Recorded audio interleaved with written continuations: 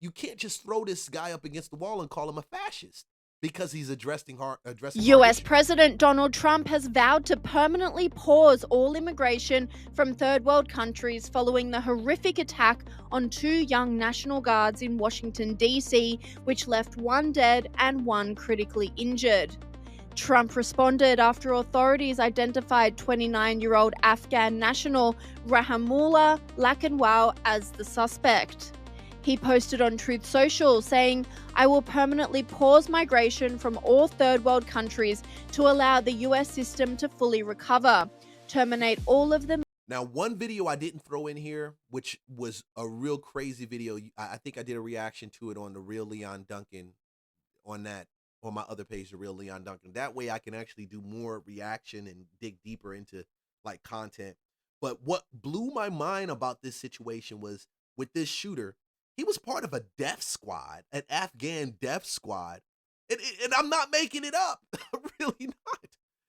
An Afghan death squad that worked with the CIA and committed whatever they off the books things that they had to do. Now, as a prior military guy, I'm like, okay. But he comes here and they don't even vet him in his entirety. Why is that crazy? You can give anybody a name in a third world country and say that's your name. You can say it's Jose.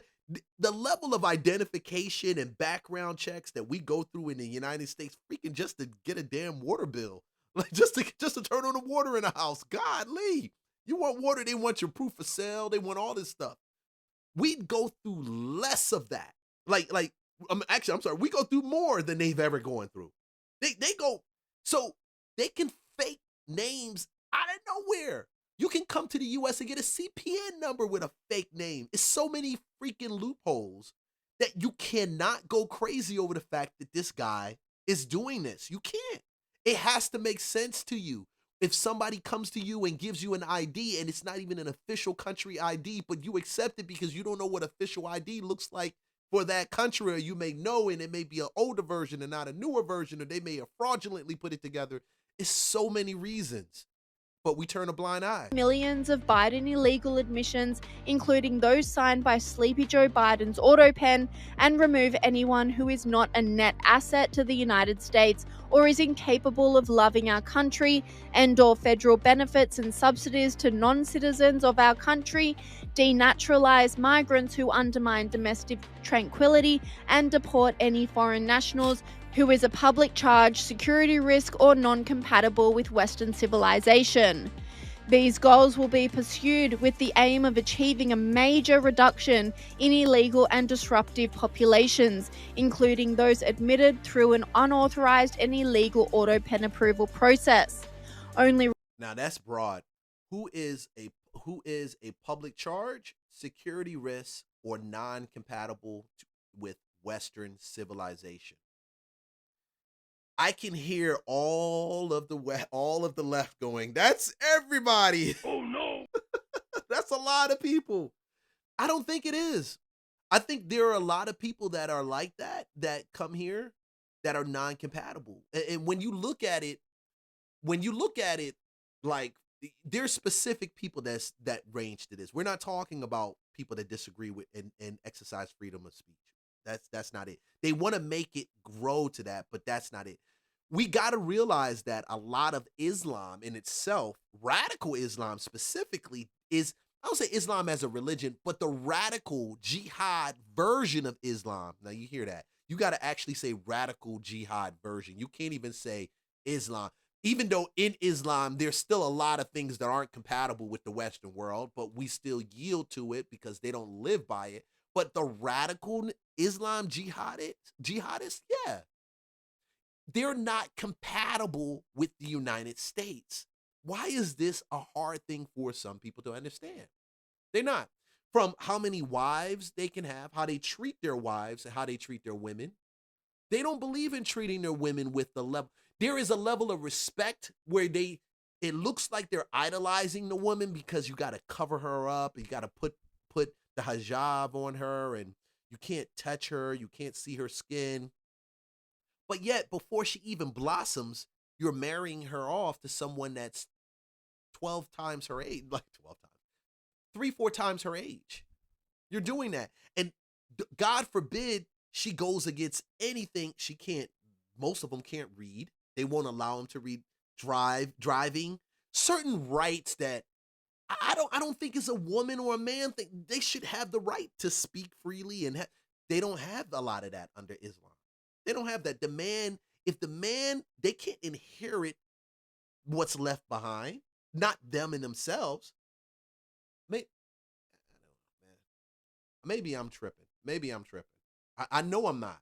Reverse migration can fully cure this situation. Trump then doubled down, proving he has the authority to permanently pause immigration for third world nations, saying, Immigration and Nationality Act, Section 212F. Whenever the president finds that the entry of any aliens or any class of aliens into the United States would be detrimental to the interests of the United States, he may, by proclamation and for such a period as he shall deem necessary, suspend the entry of all aliens or any class of aliens as immigrants or non-immigrants, or impose on the entry of aliens any restrictions he may deem to be appropriate. The president was then pressed about the new policy by the press pack on Air Force One. We never knew that we would get to a place in this country where it would unsettle some people speaking about this. And it seems like it's so cold and hard, but it's right on time. It's right on time. You know, I was asked by somebody who was a foreigner. This cat asked me to marry a woman coming out of I think she was coming out of Sierra Leone or Ivory Coast or one of those places. I said, hell no. Keep your damn $5,000. I don't need that shit. Like, what the hell? To marry some stranger. All of it sounds fraudulent. All of it. The people from different countries that are not friendly to us, and countries that are out of control themselves. Countries like Somalia that have virtually no government, no military, no police. All they do is go around killing each other. Then they come into our country and tell us how to run our country. We don't want them. What are you talking? Can you be mad at that? Like, they come into the country. Ilhan Omar, her specifically, I want to do something I speak about her because I've been looking into her. It's interesting. We have one of the only countries where you can come in and be not from this country and you can run for every office except for the office of the President of the United States. That's crazy, yo. That is crazy. That is so wide open. It can be exploited so easily. Even though people will tell you, no, it can't be because you got to have money and funds to run. Well, what about when they take your money like they're doing now and using it against you? Okay. You got to talk up. She said how many countries? Is there a list?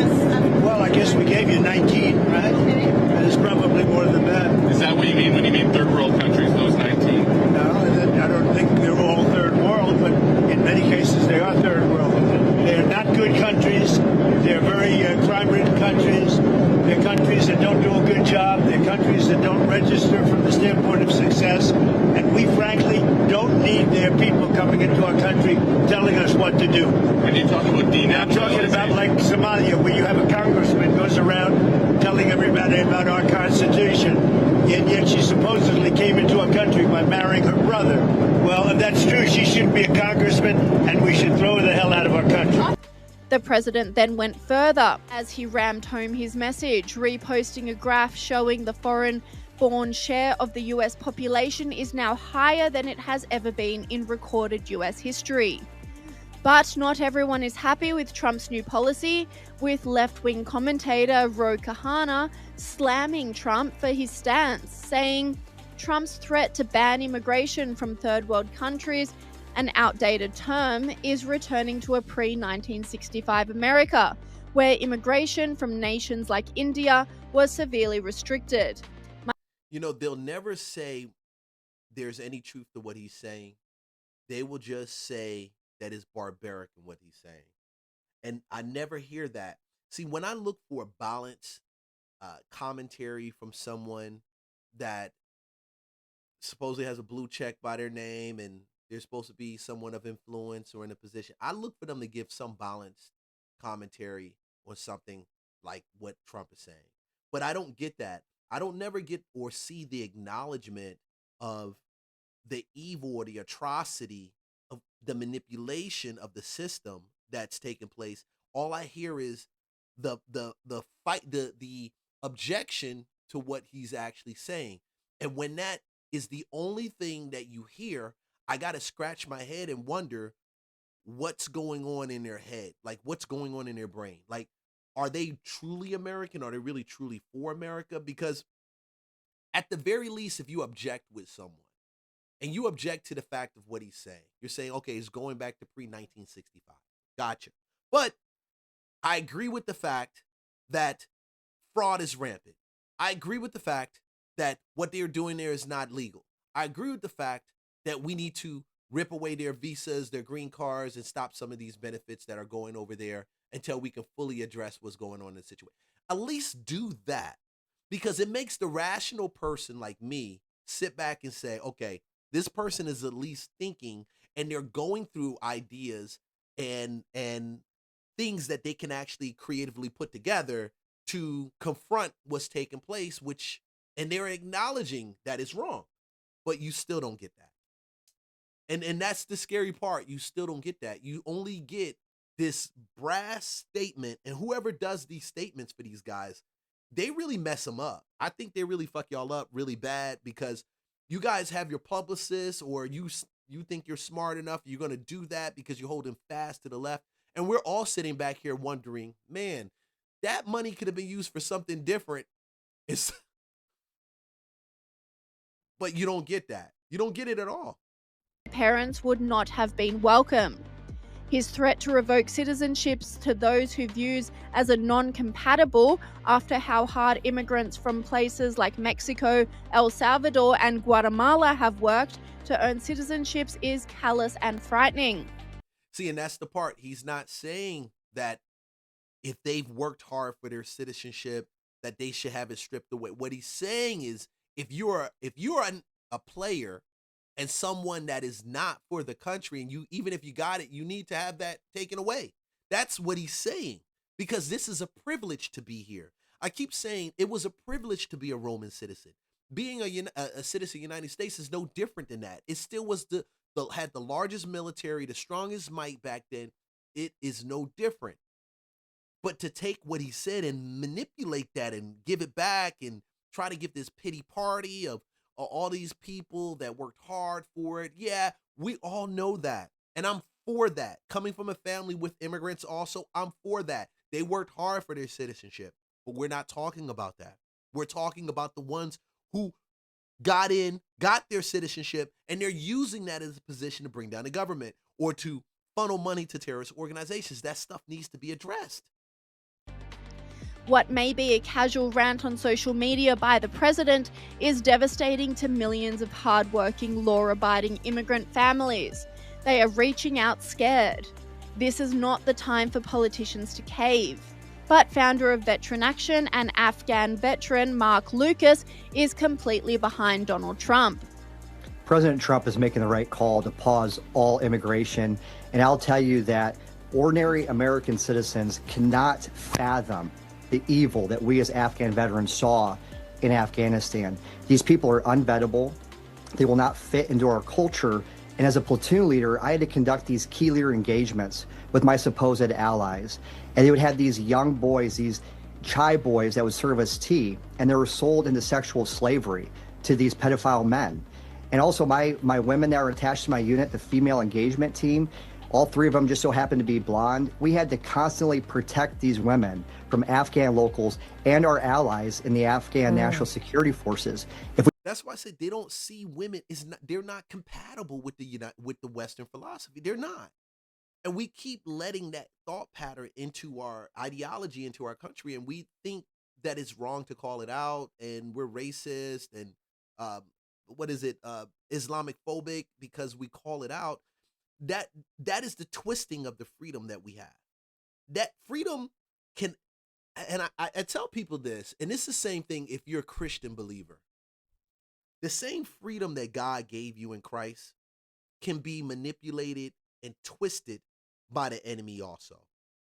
where it doesn't become a freedom, now becomes a bondage. Meaning, there's no real scripture, for example, that talks about not being able to drink. It just says don't be drunk with wine. Why? Because when you enter into the place of where you are becoming dependent on wine to soothe your anxieties, you become a slave to it. And the freedom to partake now goes out the window because you become dependent on it and you're not dependent on God. That's the same thing with our freedoms in our country. We can easily become slaves to our own freedom from exterior forces manipulating it against us, and then for us taking it past the point of godly freedom. And when you say godly freedom, you know how what I mean by that. Okay, that's not even a good way to put it. Godly freedom. You got the freedom to drink. You may even have the freedom to sleep with another man if you want to, or a woman that you want to, somebody of the same sex. But when you take that freedom and now you manipulate people's feelings and you say, hey, you're not treating me fair because I'm LGBTQ, or you're not treating me fair because I'm black, because they won't let you do some shit that you normally, that's just foul, like teaching children about sex, same-sex marriages as an instruction for all of them, and not a counseling session for specific ones that feel a certain type of feel that way. And you tell all of them it's okay, come out to the bed, raise your hand, come up, let's teach everybody about it. Now you're twisting that freedom. You're taking that liberty and you're imposing it and twisting it. It can be twisted so many different ways. And that's what we're witnessing, a twisting of our freedom against us. Wouldn't have done that, they would have been beaten and they would have been raped. Now, many of the men I served with in Afghanistan were courageous. I admired a few of them, but I couldn't trust any of them. And we need to deport all of these people as soon as possible to protect our homeland. We should have never brought him into our country to begin with. We couldn't hardly vet these people in theater. There's a different type of vetting when you're on a combat. So theater is prior service. Theater is what you got your missions, your orders, you set up OCONUS, which is over the water in Iran or Iraq, depending, Afghanistan, wherever you're fighting. That whole setup, that's considered the theater right there, okay? So they couldn't vet people in theater, which makes perfectly good sense because you're out there and they can give you anything and say, this is me. And you can't communicate, you can't connect with other people that's there to validate that information. The country may not have any real system for identification. So yeah, that's the big thing. And they knew that when they pulled out. They had to have known that when they pulled out. Battlefield where it's quicker, it's expedient, and we expect these guys to fight a mutual enemy. But the vetting to bring somebody into our country is wildly different. These people do not assimilate. They don't love America. They don't respect our Constitution. They don't respect our norms. They're coming here to dominate. And if we don't quickly deport these people, including this guy's wife and children after they're interviewed, we will see more attacks on service members. We were promised during the global war on terror that we're going to be able to fight the enemies of the United States on foreign soil so we wouldn't have another 9/11. Well, we just lost one service member. How many more service members are we going to have to lose because we're adhering to some politically correct political ideology on immigration? And it is a politically correct ideology. I will always stand against it, simply because everything coming from out of that region, simply because when 9/11 hit, I was on base. I witnessed already the Twin Towers getting hit, and I thought it was a video game, and I was an NCO at the time, and so I know mobilizing troops and sending them over there, how insane it was. The thought that you were going to fight radical Islam at its core was something that people were jumping into the military to fight at that time. And now people just throw it around and they say, hey, yeah, you know, you're being Islamic phobia. I'm like, damn, they blew up the Twin Towers, bro, and they didn't like us. What else do we need? And while some are supporting the move, MS Now had a meltdown. Well, it's not just Donald Trump or Stephen Miller or this greater White House. Some Republicans in Congress are calling on Trump to end all Muslim immigration, and I want to make sure I have it right, and quote, deport every single Islamist who is living among us just waiting to attack. Stuart, doesn't that language only ignite anti-American sentiment in parts of the world or among people? So what? Who cares? Why is it that you're concerned with what the neighbor thinks about what you paint your house? It's stupid. Who are living here? She dumb. Sure, So and what? it's a fundamentally anti-American concept that we're going to pick people out by religion and deport them. It goes against the whole concept of why they're. No, it doesn't, and that's the problem. It doesn't go against that concept if those people are using your freedom of religion against you. If they're using it against you, it doesn't go against it. Is in America, and it's extraordinarily appalling and offensive. Man, that's grandstanding, political grandstanding right there with him. That's it. Stuart Stevens, grandstanding. That's all it is. Because if I say something politically incorrect, oh my God, I don't want the people in my life to think that I am anti-Muslim, anti-this, and then it's wrapped in a feeling of a posture of